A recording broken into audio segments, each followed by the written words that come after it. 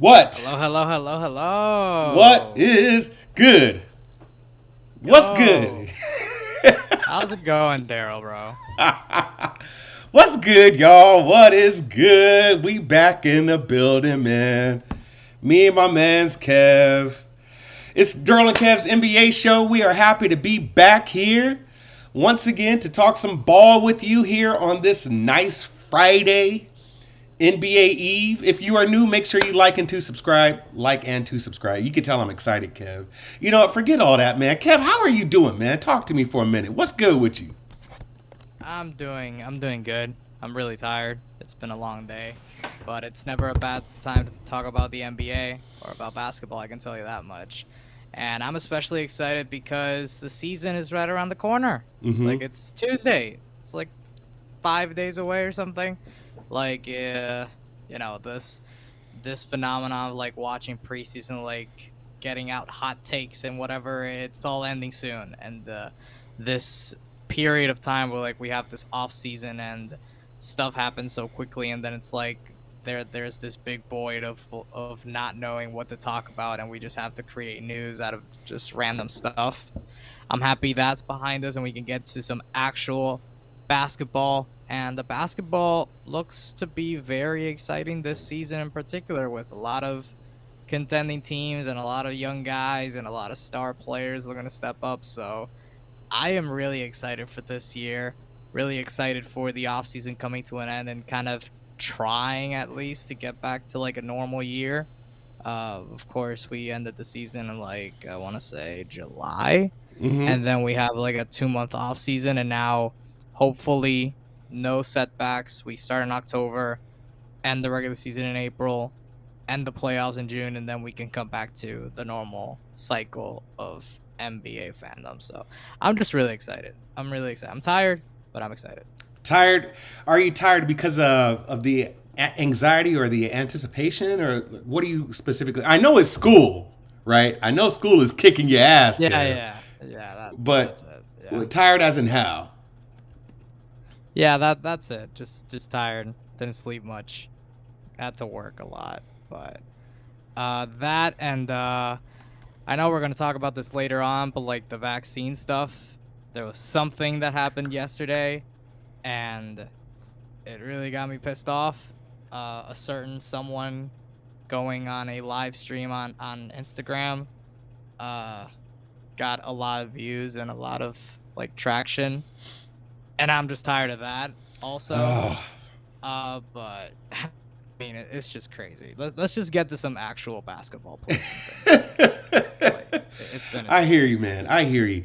Well, with that said, yes, welcome to the Derl and Kev's NBA show.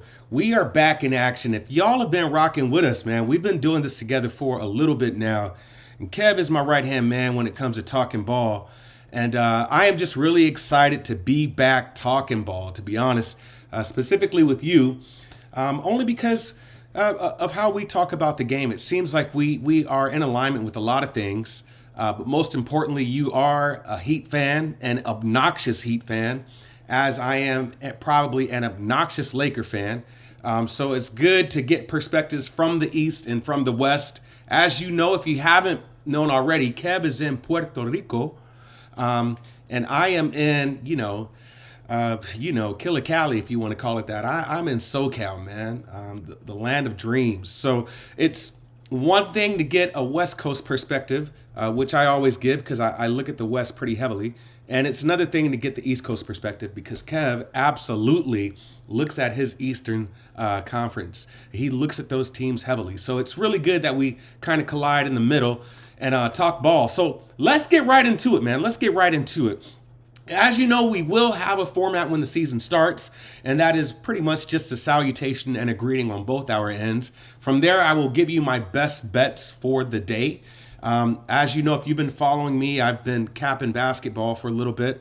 I have a model now, and that model has turned some pretty decent results, and so I expect that this year really well.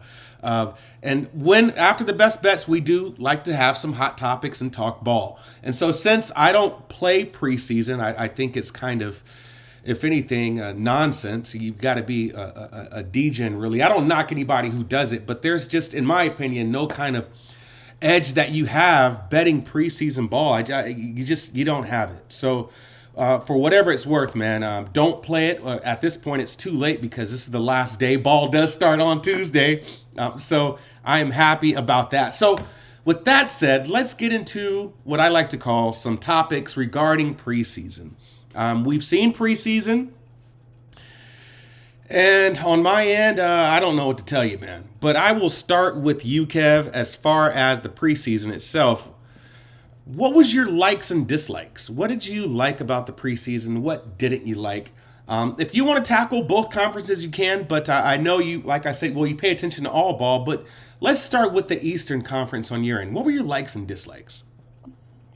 Well, I'll start by putting this caveat out there that I don't watch a lot of preseason basketball. Like, I get it, it's fun. It's supposed to be like this period of time where like the starters kind of get acclimated to, back to the fold of things. You have the young guys getting opportunities. You have some other people that may or may not have impressed in training camp, and they have like opportunities to impress with the actual squad. But it's all just a huge like grain of salt. You have to take everything with a gigantic grain of salt. So the way I look at preseason, like I have some likes, don't have a lot of dislikes simply because I look at the positives and I look at them like, oh, that's a good development. Let's see if that continues throughout the regular season. And then if something bad happens, it's like, I mean, it's just a preseason. It's gonna be fine. Hopefully, it's gonna be fine. So it's a huge grain of salt. Everything we're about to talk about, take it with a grain of salt. We could be, spot on. We could be terribly wrong. So take everything in preseason with a huge grain of salt. One, and then two, I don't watch much. I started watching recently, like highlights and some videos and stuff. And to kind of I went over some stats to kind of prepare for the show also. Mm-hmm. So, saying all of that, long-winded way to say, I have a couple of likes, a couple of dislikes. With the likes, something that happened recently and something that I don't know if it went viral, but it did reach a lot of people, was Giannis's pull-up jumper against the Utah Jazz from the elbow, like pulling up on Royce O'Neal, I want to say. Mm-hmm. And yeah, it's just one play. It's whatever, okay? But if Giannis has that consistently in his bag, Mm-hmm. the league is in huge, ginormous trouble. Oh my God. Like, My the dude God. was already unstoppable without a jumper.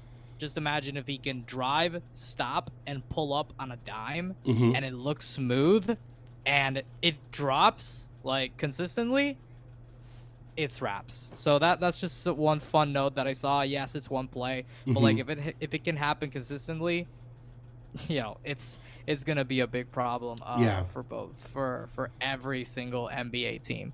Speaking of jumpers, I liked Lonzo Ball's fit with Chicago so far. Mm-hmm. Chicago played really good in the preseason. I'm still keeping my take from the last time we went live, which is I think I said they're not finishing top 5, so I'm gonna stick with that. But I have to admit, like, they have looked really good, and Lonzo Ball in particular has fit into that mold. Like, yes, we Yes. knew he was gonna be like a great defender with them. We knew he was gonna be like their top perimeter defender, Mm-hmm. but on offense, he's looked very smooth. The jumper has looked really good. Like, obviously the mechanics of his shot has been something Yeah. that's been scrutinized throughout his career. It Mm-hmm. looks really smooth right now. Like, I saw a game against New Orleans, ironically enough, like his former team. They blew them out. Chicago blew New Orleans out, and Lonzo had a very good game, knocking down like some in rhythm jumpers, like crossing over, stepping back, like some Mm-hmm. really tough shots that you looked at Lonzo at UCLA and you're like, yeah, that's gonna be the shooter he becomes, and now he's actually doing it. So I thought that was really impressive. And the jumper, like the consistency he showed during the preseason, I think that's something that can hold up during the actual play. Speaking of improvement in play, this speaking about a Miami Heat player, but not on the Miami Heat, I Mm-hmm. liked Precious Achua, his play in Toronto. He's looked really good. He's gonna have a chance in Toronto at least to start.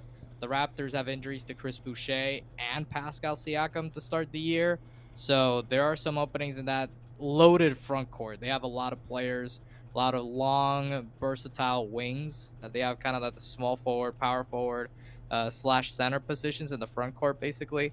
And Precious had looked really good. He averaged like 13 points. I want to say like 2 steals, 5 rebounds, something like that in the preseason.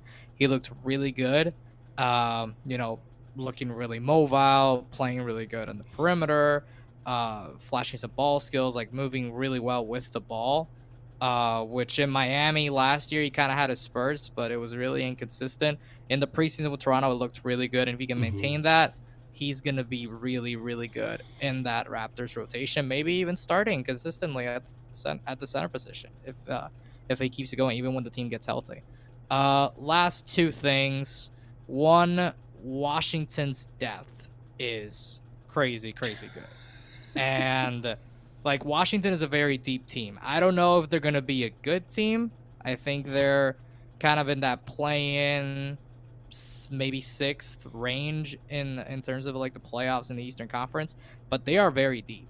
Like they Hmm. got Spencer Dinwiddie, Bradley Beal, Kyle Kuzma, Rui Hachimura, who's coming back from he was away from the team with personal reasons. Hmm. Um, KCP.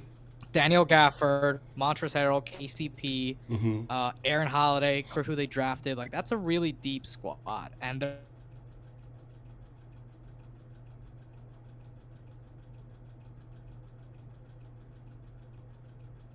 I think I lost you. something to Oh, there we go. prove. Okay. Hmm. It's all guys who have something to prove, especially like Yes. Kyle Kuzma, Montrezl Harrell, those type of people. Spencer Dinwiddie. So they're deep. They're very good, and they've had like signs during the preseason of like putting together like great lineups. Like I really like the fit with KCP, with Beal. I like Dinwiddie, his fit with Beal. Kuzma has had his moments. Montrezl Harrell, I think the last game they played, he had like 19 points, led them in scoring, something like that. So they look really good on paper. Like any player on any given night can torch the opponent. So I Yeah. like that from them. And then on the Miami Heat side, of course, I'm a Heat fan, so I got to talk about the Heat. Uh, Three things I briefly that I noticed. The main thing, obviously, Tyler Hero. Tyler Hero played amazing in preseason. He was like third in scoring, I want to say, or no, third in scoring was Jordan Poole. But Tyler Hero was like top 5 in scoring. Same reasons as Jordan Poole was good in preseason for Golden State. Same reasons Tyler Hero was good in Miami. The jump shot looks really good. He has a consistent role. He's coming in, he's leading, he's playing with swagger, like he's playing Hmm. with confidence. Hmm. Last year he had to juggle between like uh, playing as a backup, then playing as a starter, playing as a scorer. But no, but at the start they wanted him to be a point guard. They wanted him to distribute.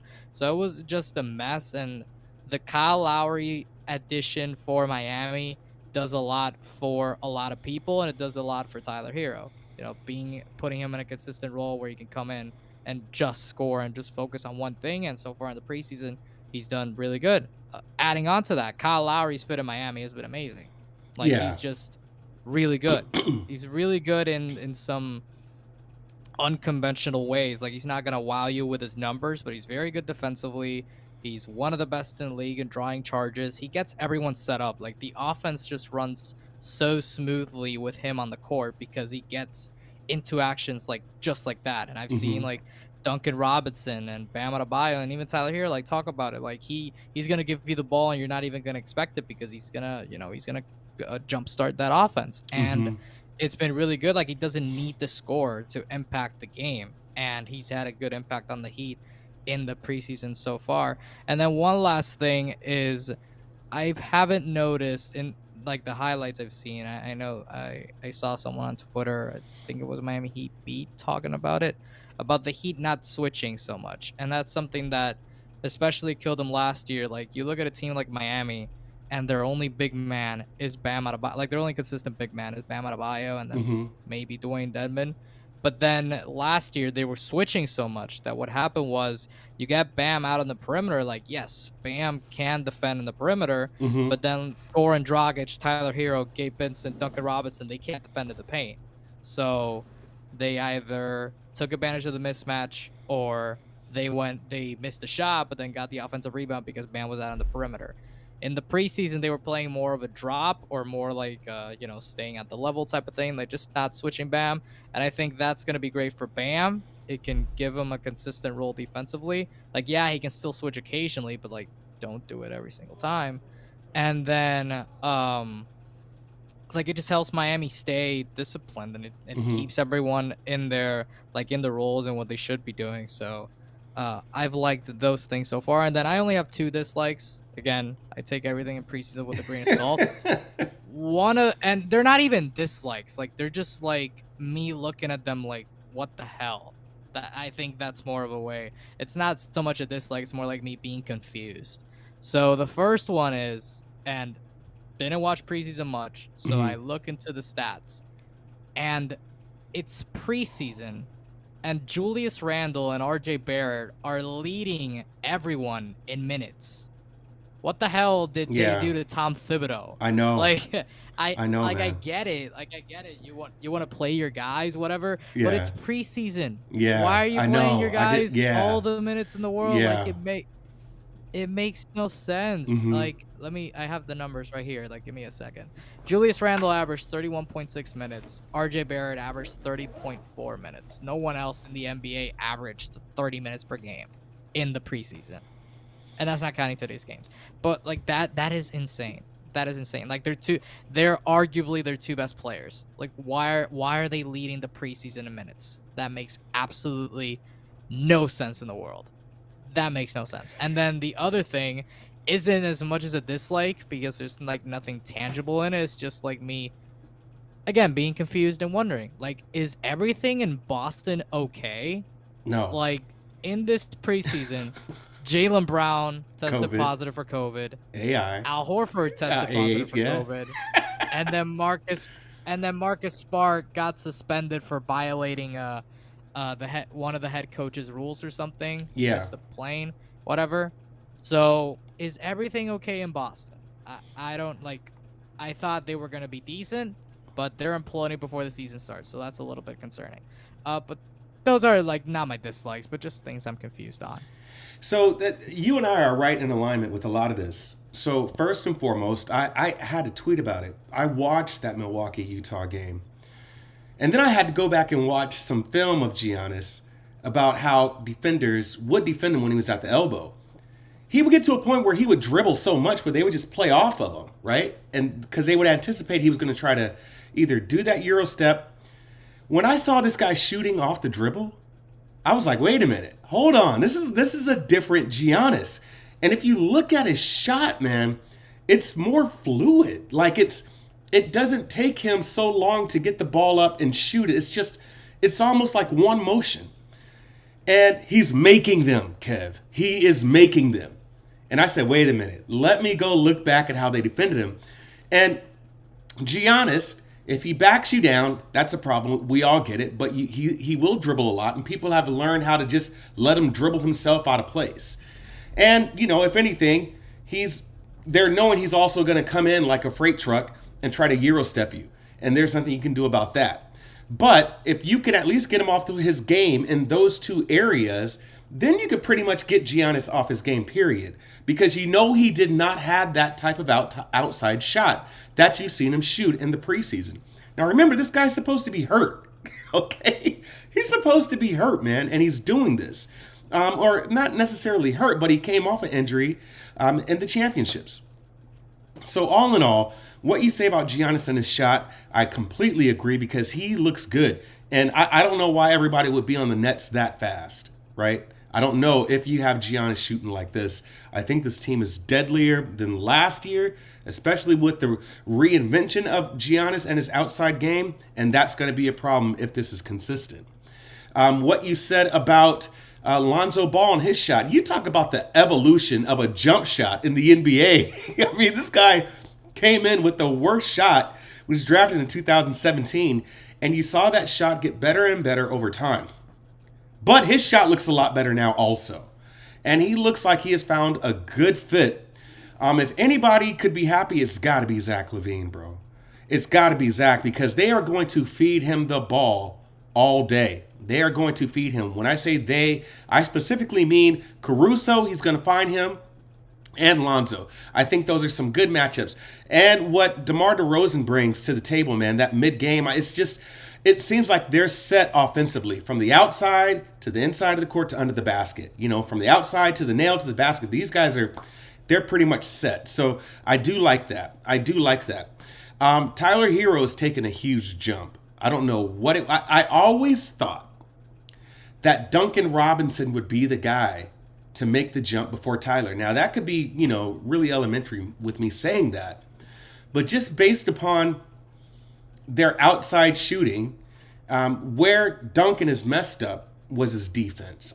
It's still, his defense is not as good. And maybe you're going to see a difference in that this year. I didn't really watch much of Miami, especially because they're the opposite of Tibbs. Miami wasn't playing anybody a couple of games. Like, they only had like 8 players a couple games ago. They're sitting everybody out today, I believe. It's like rest. Tibbs is like, hell no, man. We don't do that, bro. All y'all playing, So that what you're saying along the lines with the shooting, along the lines with Miami, I completely agree. On the West Coast, the Lakers are just, it's just abysmal.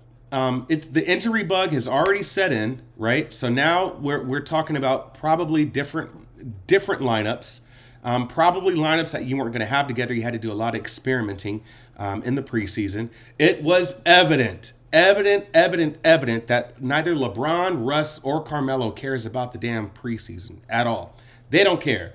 They just do. It just seems like it was an experimentation phase to learn each other's timing. Now, I was listening to shout out to Logan Murdoch and Raja Bell, man. They have the real ones on the Ringer, NBA Ringer.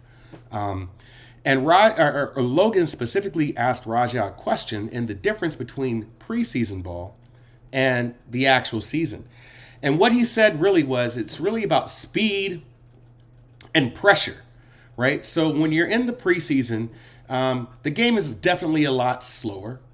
And you're just going to basically see people try to, incorporate new things, try to get their timing right and stuff like that. It seemed like the Lakers used all of their preseason to incorporate moving slow and just trying to get each other's timing. And the reason why I said that is because you saw a completely different Russ and LeBron, for that matter, and Melo in their game yesterday against the Kings. That was damn near close to an NBA game. An NBA style game. Russ is going to have a field day throwing lobs, right? And I think the dark horse that nobody's really thinking about is DeAndre Jordan. Rondo is going to have a field day throwing lobs to DeAndre Jordan. So I think the Lakers just gave us a bunch of the okie doke. So that was a big dislike for me there. A really, really big dislike was just the fact that they took it off and you really can't gauge where that team is, but I think they're going to be okay. One of my likes is the progression of Memphis. I think that team is going to be deadly. That team is going to be outright deadly this year, and I believe they're going to surprise a lot of people. I really liked what I saw out of Golden State, and I like the jump specifically Jordan Poole has made. Jordan Poole has made a jump that I haven't seen in quite some time. He is a kid, man, that I believe is going to take this league by storm if he can manage the speed and the pressure of the actual season. Because to Raja's point, he was talking about how he played against MJ, and he put up 21 against him, right? But it was preseason. He didn't have a chance in the season, So I'm eager to see what these rookies, kind of look like once there's actual pressure on these guys. Jordan Poole is doing things I've never seen really in a long time as far as his confidence with his jump shot, as far as his IQ of the game, how he's learning how to kick it out and get open. I mean, the kid is, I'm calling him the third Splash Brother because he could really, really make some jumps. Just like Cam Thomas. You did see Cam not play that much yesterday. Maybe he's a guy who needs to play to kind of get in rhythm because he was really good, but he went like 0 for 4 and then like 1 for 5 or so yesterday.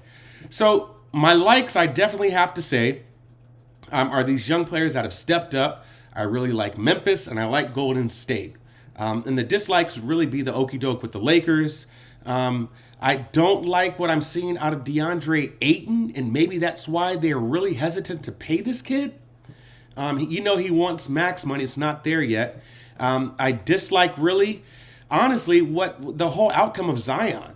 Like, I have no idea. How did you keep that he had surgery on his foot, man? How did you keep that away from everyone? So he's not playing Tuesday. He's not going to play for a couple of months. So to see such a kid, man, that has a promising career, it just looks like each year it's just going down the drain. So I dislike what the organization has done with Zion.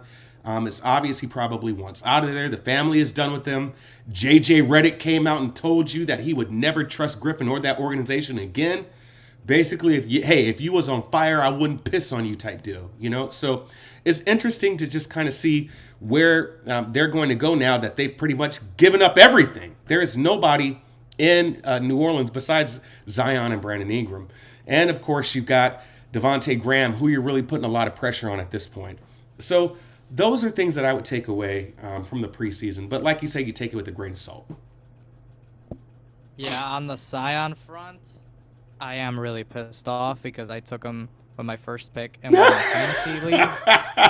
I thought he was gonna be back by the start of the season, but then yesterday they're like, oh no, he's gonna be really reevaluated in like, I don't know, God knows how long, and I'm just like, A mess, whatever. dude. An absolute Yeah, mess. it's incredible.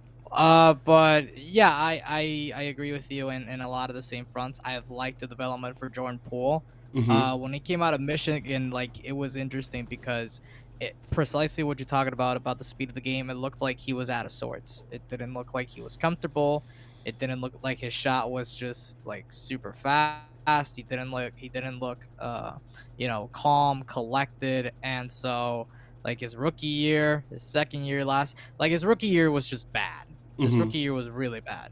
His second year he showed some signs, but for the most part it was very inconsistent. Now he's played really good in the preseason, and you were talking about him being the third splash brother. At the start of the season, he's gonna be the second. He can be the second because Yeah, Clay's not because gonna be Clay's back gone. Yeah. until minimum December. Mm-hmm. And even then that's kind of stretching it because what Bob Myers has said, what Steve Kerr said, it's like maybe January. So Mm-hmm. he's gonna have like those first couple of months of the season, those first 15, 20-ish games to be Mm-hmm. the starting two guard, to play alongside Steph and help the Warriors get off to a fast start. So he's gonna have that opportunity for sure. On the Memphis side, I've specifically like Ja Morant and his aggression from the outside. Like I look at the stats and yeah, he only shot 25% from three in the preseason, but there were a couple of those attempts where like, it's the same looks teams have been giving him we're giving him since last year. Last year was the second year. Mm-hmm. It's much of the same looks to where they just go under the screens, dare him to attack the rim, and he had success in that. But during this preseason, I saw a couple of plays where they just go under the screen. He would confidently like pull up, and a Mm-hmm. lot of those shots he was knocking down like long twos, pull up jumpers. They went under. And he's like, okay, I want to take this jumper with confidence, and I want to knock it down.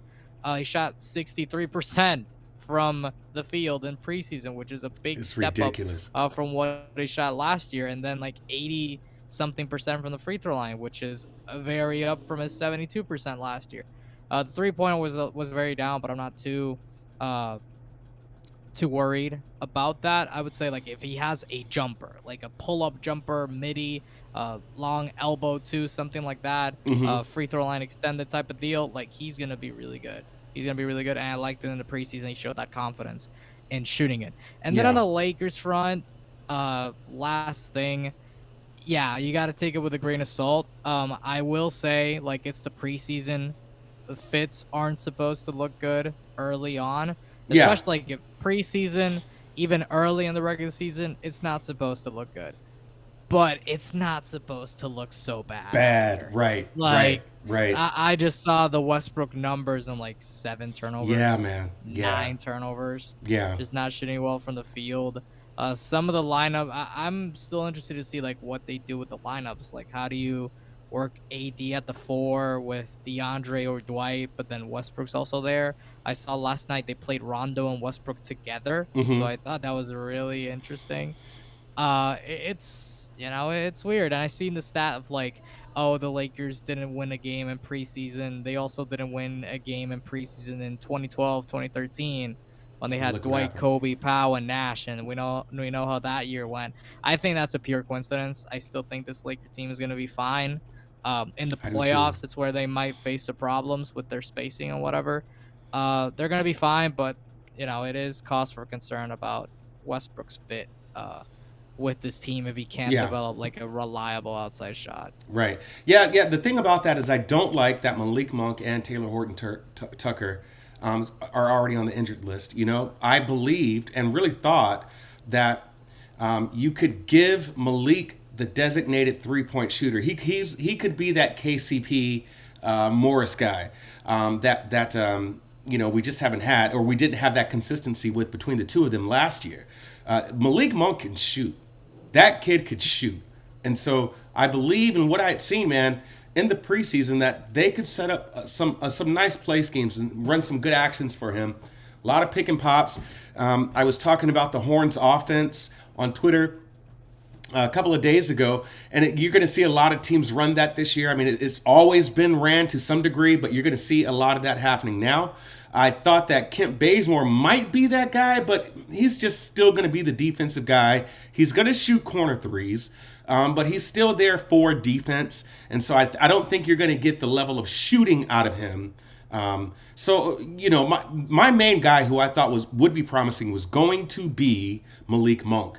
Now, even in the offseason, we had seen even Russell Westbrook, if we're talking about shooters, right? Russell Westbrook trying to reform his shot, trying to, reinvent it, if you will. But as you know, it's already been tried before. And in the heat of the battle, he kind of goes through those same motions where he starts shooting like he always and normally does. So I'm not really too keen on, his shot changing. So, yeah, for what it's worth, and you don't lose every game. Speaking of which, that Charlotte Hornets game was just a mess against Dallas. Like, I had never seen anyone put up 49 points going into the fourth quarter, bro. I've never seen that at all. I can't tell you. I turned the game off. I got high expectations for the Charlotte Hornets. Remember my hot take was saying I think the Hornets would have a better record than Boston, right? I'm not too sure about that anymore, man. You just don't look that bad. And James Borrego is a great coach. So to not have your team, I don't know if you were just trying new schemes. I just couldn't get a read on it at all. All I know is that Gordon Hayward better stay healthy or this team is just in trouble. Bottom line. Bottom line. I thought them giving away Devontae Graham was kind of crazy. I always thought it would be Scary Terry before Graham, but Terry came alive last year with some game winners, buzzer game winners. And, so now the pressure's on him, Lonzo, and Gordon. I just don't have an answer for how bad they played or what they were actually doing. But once again, it is preseason. But just to stink it up that bad, man, was very telling. So I don't really know much about that. Real quick, I know we harped on a lot of likes and dislikes here. The offensive foul rule. Real quick, give me a hot take on that. What do you like about that? Give me everything. Okay. I love everything. Okay, yeah. I love everything about it. Yeah. Yeah, it's amazing. I mean, just these unnatural like movements, like players kicking their leg out, the Reggie Miller rule, if you will. Players like launching themselves into abnormal angles, looking for the foul, pulling through, so like they would put the arm on the defender and kind of make it seem like the defender forced the contact when in reality it was the offensive player. I love it. I love it. And I've seen a couple of videos of like Trae Young, Steph, Harden trying it and not getting the calls. And I'm like, good. You shouldn't. You shouldn't get those calls. Like that's just, that's the right call. That's not a basketball move. And like, yeah, eventually players will find the loophole. What that loophole might be, I don't know. But I know the NBA players are smart and they're gonna figure something out. They're gonna figure something out. There's still like the Trae Young thing where like he's driving and like he'll stop and the defender will bump into him, and so that's still a foul. But that's just if you're a defender, you just got to be more disciplined in chasing offensive players in that regard. They're gonna find a loophole, but for now, I'm really happy. It's gonna take a little bit to adjust, I will say. Like, yeah, in the preseason I've seen a couple of good clips of like referees not blowing the whistle in instances they shouldn't, but also players are gonna find a way to kind of sneak through and kind of make it kind of force some contact, the offensive players that is. So we might have some some plays during the year, especially at the start, where referees are still kind of getting Yes, used sir. to it, Hmm. where there may be a no call where they should have been a call, and then vice versa. But overall, what we've seen so far, I love it. I Yes. adore it. Now, what's to put it in context? The NBA has established the is it EuroLeague rules where if you make it a natural movement shooting the ball, they're not going to call that foul anymore on the defender. So there's three really big types that you see. Are where let's just say four for that matter. One, the James Harden hook, where he will literally drive by you and hook his arm under yours, and then making a natural shot, and that foul is called probably nine and a half times out of 10. That's out the park. We see the Trae Young putting the defenders in jail to where he will get in front of the defender. That defender's trying to get him, and then he stops so the defender bumps into him and then he shoots up the ball. I think that one's going to be a little harder to call or to really kind of get right away. You have another one, which you already discussed, which is the Reggie Miller kick, in which players will literally jump in the air. You see Devin Booker do this a lot. He did this in the postseason to where he will kick that leg out. Somebody just runs into that leg. It's a foul. That's out of there. And then you see the Steph Curry all the time, the unnatural shots by Steph Curry to where he is literally leapfrogging into the defender and shooting, and they're calling fouls. All of those different, irregular movements, if you will, are out the door. That's not going to happen this year. And I think this couldn't be any more better for the game of ball because it's not that the players themselves don't want to do it. They're just exploiting a rule. Really, that's all it is. They've learned how to beat the game at the game itself. And so you got to kind of flatten out you had to correct this. If nothing else, you had to correct this. And I'm glad that the NBA did. And to your point, and I've said it before, this isn't something that you're going to see happen overnight, right? I don't think that officials are going to get these calls, Kev, right immediately. I don't think that's going to happen. I believe you're going to kind of see a filler. Some officials are going to be able to call it a lot quicker than other officials, but for the most part, I think you're going to still see a lot of missed calls in the beginning of the season and then start, once there's a rhythm going and once players know that they can't get away from it or, they can't get away with it rather, you'll see it die out. So for what it's worth, yes, I do love this rule. I think it puts a lot of pressure on specific players to play the game and not try to exploit the rule, if you will. You saw that happen in the Olympics this year, right? And they were not getting those calls. And so I'm glad that it's happening, and we should see a better game of ball when it comes to trying to get those points. All right. So our next topic here that I wanted to touch on very quickly with you is which teams do you think will turn a corner this year? Give me a rapid fire on which teams do you think will turn a corner this year? Well, I have two. They're both in the Western Conference. I think there was a lot of speculation, not speculation. There was a lot of doubt. Mm-hmm. Doubt is the right phrase. There was a lot of doubt in the offseason, especially by me. Like, what could this team do to pull themselves in one direction? Like, Mm-hmm. go in direction A or direction B. They still haven't decided on a concrete direction, but they look better on paper, and they look like they could make the best of both uh, types of directions, and that's the Golden State Warriors. There was the doubt of like, should they go full on young guys and around Steph and see what happens, or do you go like full on veterans, trade the young guys and see what happens?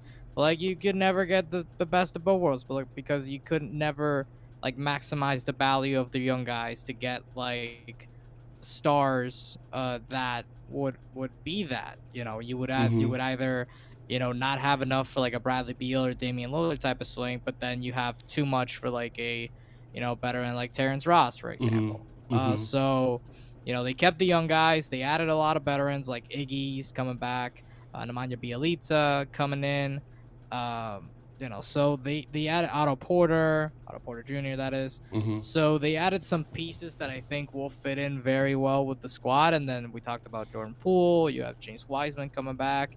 You have Moses Moody, who looks like he can contribute right now. Jonathan Kuminga, who may be more of a project, but he can provide some positives on this team. I think they have what it takes to be a legit playoff team. And by legit, I mean like 5-4 seed. And if everything falls right, they can maybe make the Western Conference Finals. I think they're poised for that type of run. And then the second team, who, I mean, if it's not this year, it's never gonna happen. It's got to be the Portland Trailblazers. They got a Hmm. new coach, they got a Hmm. new mindset. Apparently, Chauncey's coming in to improve their defense. So if they improve their defense, Dame plays more off the ball. They have better production off their bench. They added Cody Zeller. They added Larry Nance Jr. for the defense. They added Tony Snell, Ben McLemore for extra shooting. So if they have those pieces hit correctly, if things hit right for them, they could be really good. Like, yeah, we don't talk about the Blazers offseason being good in the context of Damian Lillard wants out and the best guy you get is Cody Zeller. Like, what the heck? But in the context of just a regular offseason with no like drama or rumors off the court, that's a pretty solid offseason. They kept Norman Powell, who played really good with them in the second half last year. They still have a couple of young guys who may or may not hit, like Anthony Simons, Nasir Little, CJ Ellaby, those type of guys. So if everything falls right for them, I think they could turn that corner and be, pull through as a similar to Golden State, like fifth or fourth seed, potentially make a run to the Western Conference Finals. It's got to be this year. So I think, in terms of like the motivation factor, from Dame wanting to win, from the franchise of wanting to win, so that Dame doesn't get motivated to leave, and in terms of like the pieces they added and those pieces like recognizing what they have to do in order to improve this team, I Hmm. think it should be their time. I'm not counting on it, but it should be their time. That's interesting. I'm going to say this real quickly. I am very, very curious to see how well Minnesota plays this year. I am looking at this team heavily. Now Finch has had a whole year to put his schemes together, right? We know he comes in mid-year after Saunders is out. We know there was some little issues with their GM. I can't think of who it was, but they've got that noise out of the way. So apparently, he was kind of doing some crazy stuff, man. Like he was kind of out there. So they got rid of him. You saw Cat really didn't understand that. We've probably got Cat in a better mindset. His mother died of COVID, and so that happened during the season, and or he came back. He came back really briefly, or it happened right before the season started off. If I'm correct, I might be messing that up. But we know he lost his mother during a time where he had to go and play ball, and he just was not there. So he's had a whole year to kind of get his bearings together. You do have Pat Bev, and as much as of a clown that people think that he is, this guy brings a certain amount of energy to the team, right? He is all defense. He's probably one of the better defenders that you have out on the court. He doesn't bring you a lick of offense, but he does bring a certain type of energy. Anthony Edwards, I think, is going to go on a tear this year as well. They're telling this guy to shoot more, and you see him shooting outside shots. I think his game has evolved, and no one's really seen that. And so I'm really interested to see if this team could make it into a play-in spot. And I really do believe they could be an eighth seed. So I'm really curious to see how Minnesota plays with everything just kind of being set to normal now, if you will. Really interested to see what this team looks like. So that's one thing as far as turning a corner. Obviously, we're looking at Chicago. I know there was some talk about they've improved offensively, but what about their defense? So I think that they are going to turn a corner with the right pieces that they have now in place. This team will be good. This team will be really good. And then lastly, I know this is a stretch. I know it is, but I wonder what San Antonio is going to do this year. I personally think that this could be a last place team, but I think with all the noise, you don't have Patty Mills there. You don't have DeMar DeRozan there. I mean, you're pretty much starting from scratch. But these are the types of teams that Pop loves to coach because he could implement his system. You still have Lonnie Walker there. You still have Pirtle there, right? So you still, have some set pieces there that I believe could make a difference and play Pop's system. So I don't think that they're a last place team in the West. I think they're going to be a lot better than what people think. And so those are the teams that I think that are going to turn a corner. I know they're two sorry teams, but I think they're going to turn a corner.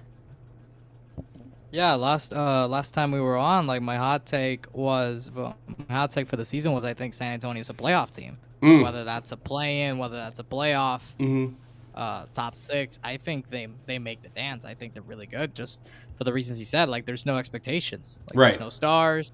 You have a lot of hungry young guys, and Thad Young, Doug McDermott.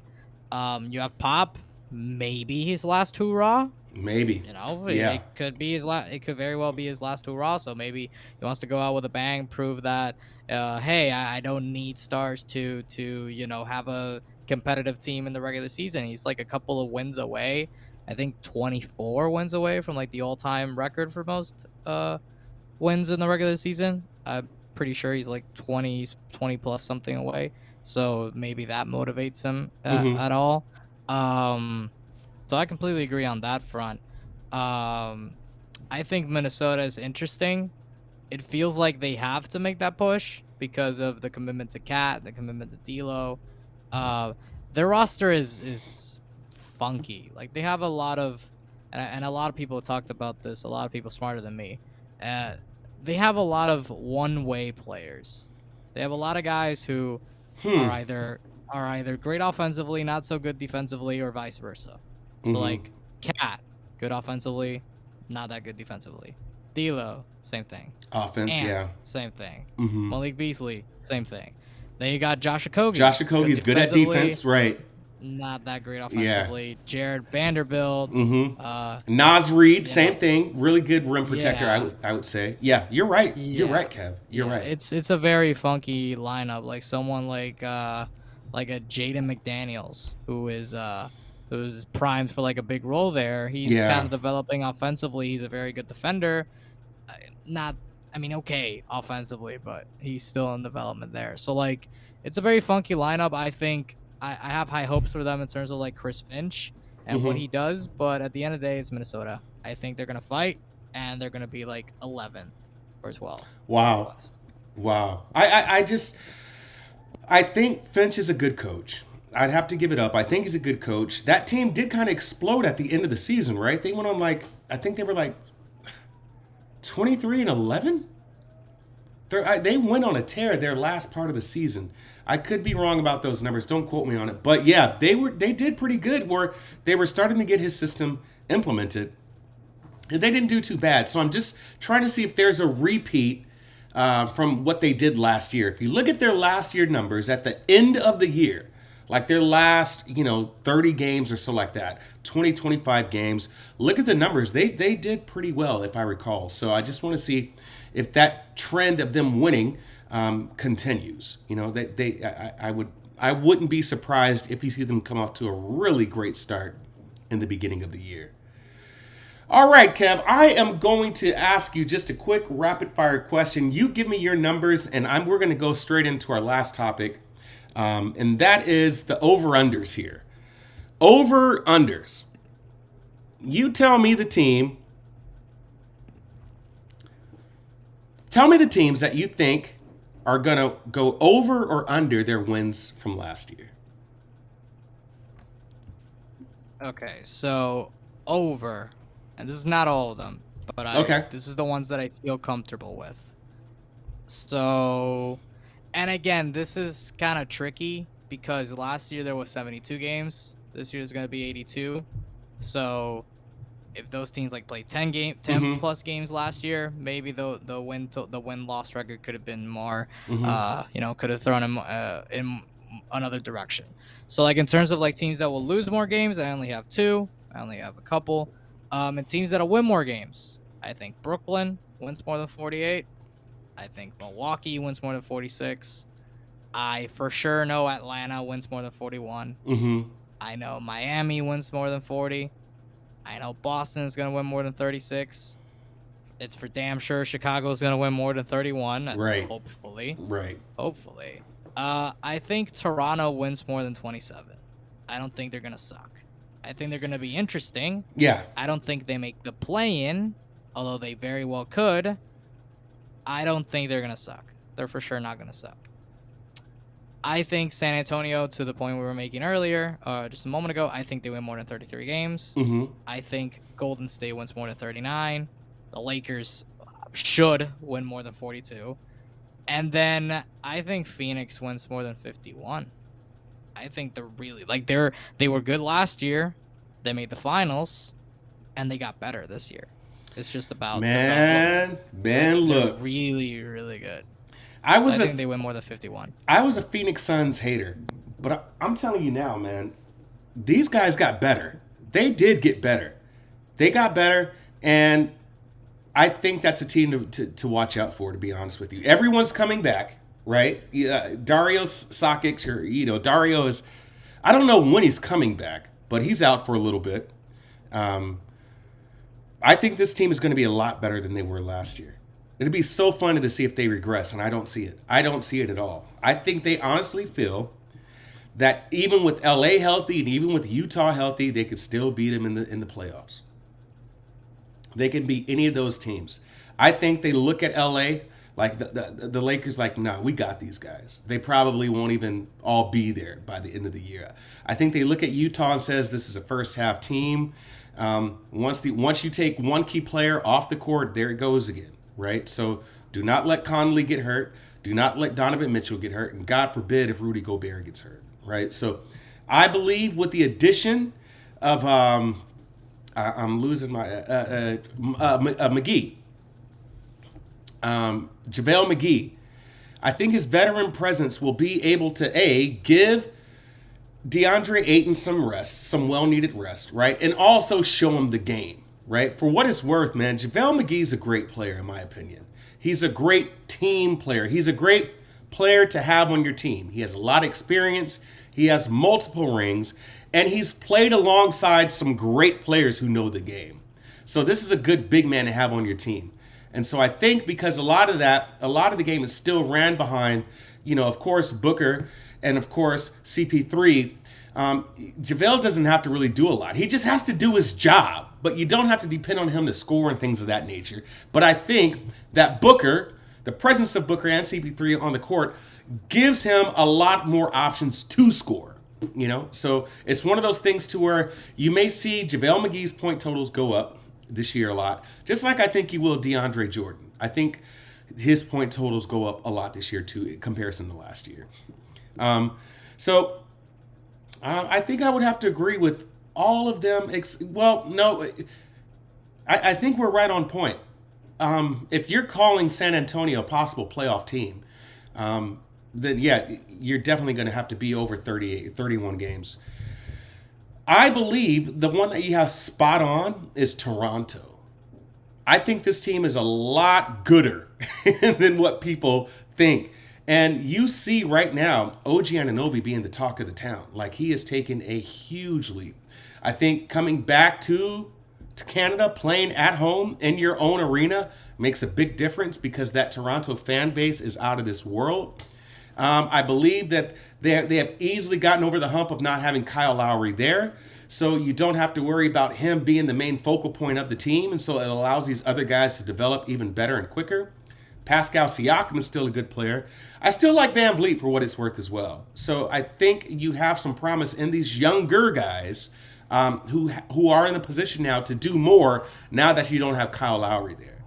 So that does make a big difference. And I do believe you may be able to see a lot better chemistry with this team. And for what it's worth, man, you see a lot. I mean, it's everywhere. But OG Anunoby is just playing out of his mind right now. Out of his mind. So it's interesting to see where he goes. Kev, we are going to wrap this up today, sir, with our talk about Kyrie Irving. Not specifically about Kyrie Irving, specifically about Kyrie Irving, but more specifically NBA players and vaccinations. We know that recently, and I mean recently, this is just a couple nights ago, right? This was last night. Am I getting my days off already? Last night, Kyrie gets out Yeah, on I'm pretty IG. sure it was last night. Yeah, Yeah. the IG Live thing. Um, we know, that Kyrie has kind of Kyrie's kind of weird for what it's worth. He's a flat earther, even though he came back and said, "Hey, I'm just joking with you." We know that he wanted out of Cleveland because of LeBron. He didn't want to be that number 2 guy. We know he had issues in Boston. It just seems like everywhere he goes, it's just a mess.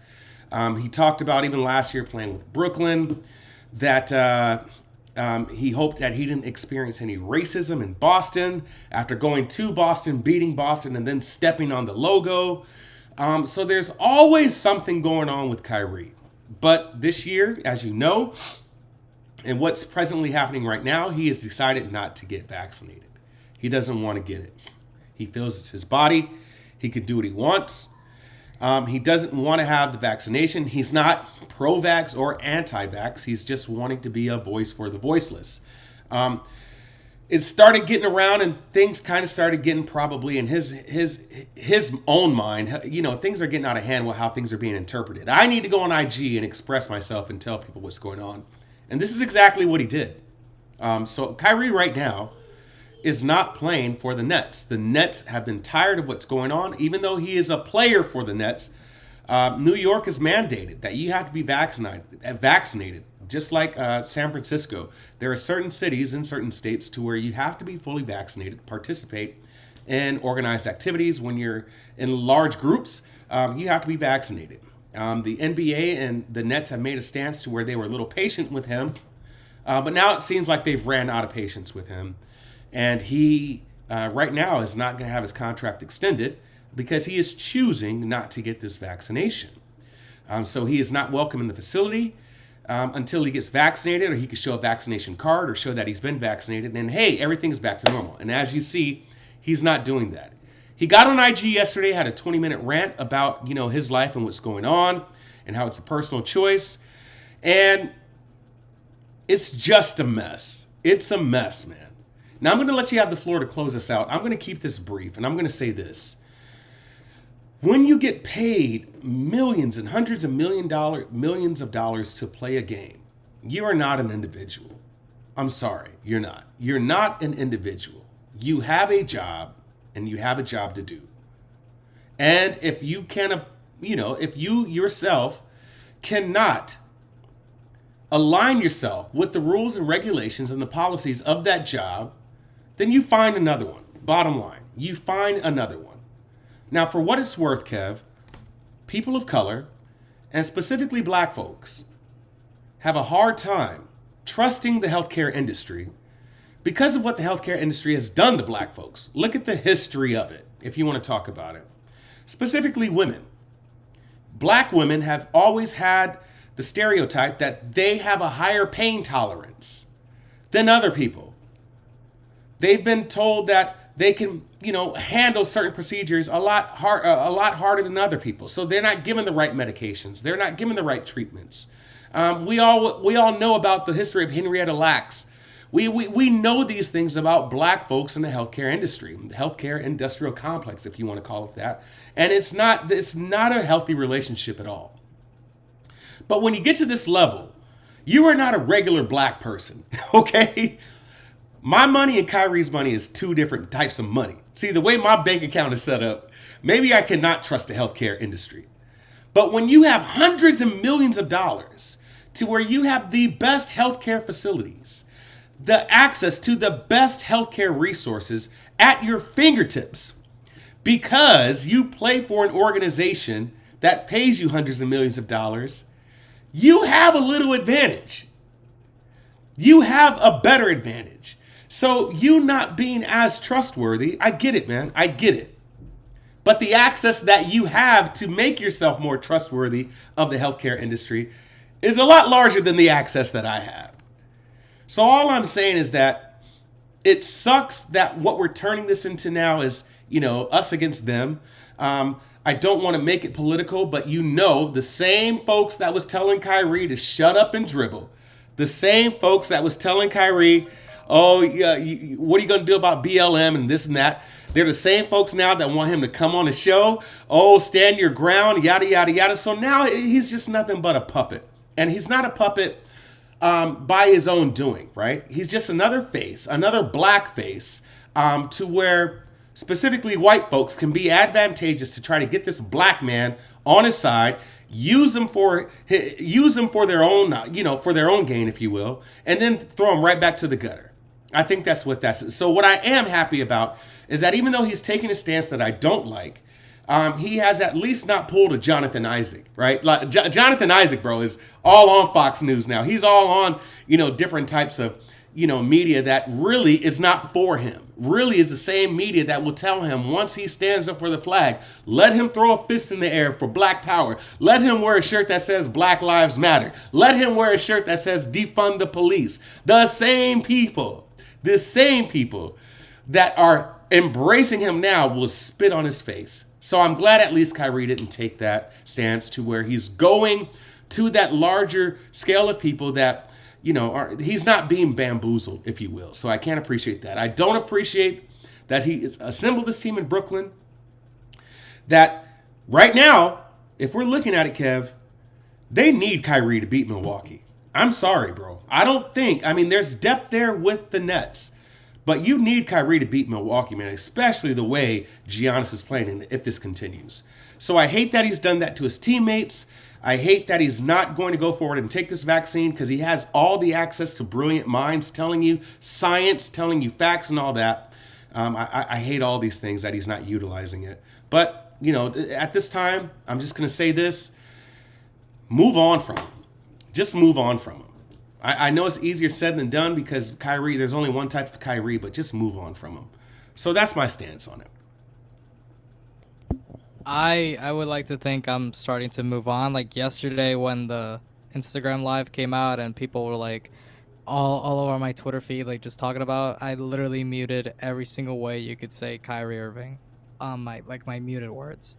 Like I muted Kyrie Irving, I muted Kyrie, muted Irving, muted Kai, muted KI. Like I muted everything. I do not want to see another Kyrie Irving related vaccine stuff until he changes. Like here's the thing, like here's what I find funny. Like I genuinely believe he's gonna get the vaccine. Like eventually he's gonna get it. Because that's the way Kyrie is. Like he's gonna change his mind and he's gonna realize like, oh, my team needs me, this and that. And he's gonna get his vaccine. Give him like 3 weeks. Give him like 3 weeks and he's gonna get the vaccine and everything will be all swell and well. But in terms of this whole like narrative of to get the vaccine or not in the NBA or not or whatever, it's been a whole lot of me. It's been a whole lot of worrying about the individual, about, oh, I'm young, oh, I'm an athlete, I'm one of the 0.00001% of athletes in the world, like I'm gonna be fine. Like Michael Porter Jr., he said he got it twice and he didn't get anything, so like because of that he's not gonna get the vaccine. Like, bro, it's not about you, it's about the people around you, like the people that are weak, the people that you could get COVID and fine, you're not gonna get anything because you're healthy, but then you're gonna give it to other people who might give it to other people, who might give it to other people, who might give it to other people, and then boom, we just have a wild spread of COVID, and that's how we're here. Like that's precisely how we've gotten to a year and a half. Like we're getting close to 2 years now in this pandemic because of the same thing. Like people thinking it's all about them getting each other sick, and then that's how this pandemic has continued. That's literally how it's continued. It doesn't matter what variant it's been. It doesn't matter, what stage of the year we've been. Like that's how the pandemic has kept on going because people infect each other thinking that it's over and whatever. And like if you're Kyrie, like this is not the hill to die on. Like, right.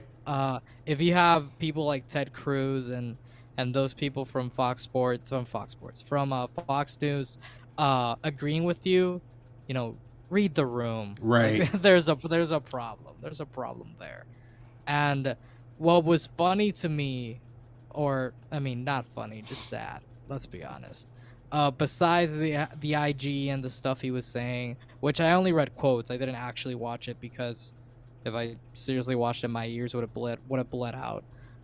But I saw some screenshots of it, and like the people in his comments agreeing with him. It was crazy. Like I saw, oh my god, it still pains me. Like I saw Stephon Marbury say that It's that like Ali. Muhammad Ali would be proud, and Right. I was like, this people do not know what they're talking about. I It have is no idea. insane. So, oh man, it's just like just get vaccinated. Yeah. Like there's no and ifs or buts about it. Like just get the vaccine. There's a whole lot of research out there about why it works. And like yeah, it doesn't work 100% because one, nothing works 100%. And then two, like we're still figuring things out. Like the vaccine is still new, so like doctors and scientists are still developing things on developments on Mm-hmm. why it works on some people, why it doesn't work on some people. But like Mm-hmm. I'll tell you one thing, like having a vaccine is better than having no vaccine. I'll tell you that much. I'll guarantee you that. Right. So I mean, it's not about these athletes. It's about the people around them. Um, if you're Brooklyn, talking about the decision they made, I Mm-hmm. loved it.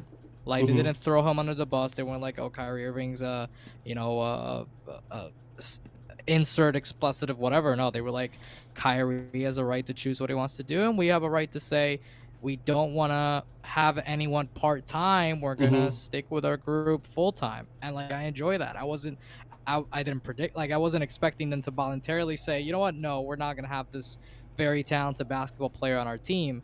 But now that they did it, it's like it makes sense. Like you want to build chemistry, Mm-hmm. especially when you have Steve Nash last year, like preaching about togetherness and being united. When Brooklyn last year had the most starting lineups in the NBA with like 27 or 28 different starting lineups. So when you have someone preaching togetherness and unity and being together and the culture of being good teammates and that sort of thing, and then you have a guy who's only playing half your games at Mm-hmm. most, it's like, what are we doing here? So I really enjoy the way Brooklyn handled that. And I again, I do think Kyrie's gonna get the vaccine eventually, and we'll just shove this under the rug. But yeah, man, it is insane. It is insane the lengths that people will go to like just be a contrarian. That Right. that's that's it. That's what we're talking about here. It's not about one side. It's not about like having a different opinion. It's just about being a contrarian. Because the only way to stop this pandemic is like to get vaccinated Mm-hmm. or to stay locked in their houses, but like stop the spread. And the best way to live our lives normally and stop the spread is by getting the vaccine and Right. using hand sanitizer and staying Right. clean and all that stuff. But like just get the vaccine. It's not Yeah. that hard. And like if you're NBA players, like if you're other NBA players like LeBron, like Draymond Green, like Kevin Durant, you should encourage other people to get the vaccine because you have Mm-hmm. the platform. Like do it. And if you're Kyrie, like that's not the way to go. Like, Mm-hmm. he wants to be like the voice of the voiceless and whatever, and like fight for the people that lost their jobs. Like fight for the people that have lost their lives Right. and have lost their family members during this entire pandemic. Like, what the Yeah. heck? It just Yeah. it doesn't make any sense. So like, just get the vaccine. Like Kyrie, like if someone's watching, you're still on the fence, just get it. Get it. Okay, Right. just get it. Just get the vaccine. It's It's that get it. simple. Yeah, Kev. I couldn't. That's very well said. At this point, man, there's enough data. There's enough people who have gotten the vaccine. You've got a large enough sample size to know if it's good or bad, right? You got to get vaccinated to go to school, bro. Right? I've been getting shots. I was a military brat, right? I was getting shots, man, from the time I was a baby all the way up until I was 19 years old. So it's one of those things to where, your kids can't even go to school unless they have a shot record. Um, I just don't get it. It's something that's obvious. I mean, you have these one-offs where people are dying because they've gotten the vaccine, but there's always some underlying factor to that. So, for what it's worth, man, I don't have the patience for it anymore. Either get the vaccine and deal with it, or just move on. That just move on.